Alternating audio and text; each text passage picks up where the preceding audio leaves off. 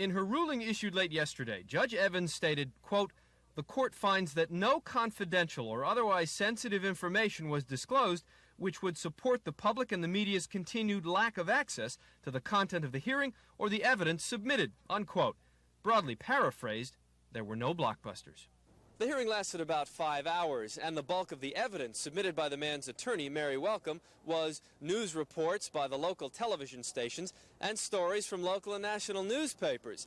The strategy was to show that as a result of leaks by law enforcement officials, news organizations reported stories that were an infringement on the man's constitutional right to privacy. Ms. Welcome submitted copies of the Atlanta papers from the days just after the man was questioned by the FBI, and the now infamous New York Post edition. And she also submitted excerpts of the news coverage by the local television stations.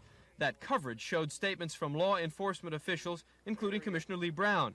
The city then entered into evidence statements of policy saying that Brown is the only authorized spokesperson for the special investigation, and that nothing he has said has in any way jeopardized the privacy of the man in question. Brown spoke to the issue of leaks at his weekly question and answer session today. Indeed, we're greatly concerned about the leaks that come out, and it's for that reason that we have continuously and shall continue to devote efforts to determine who the persons are that are responsible for the leaks.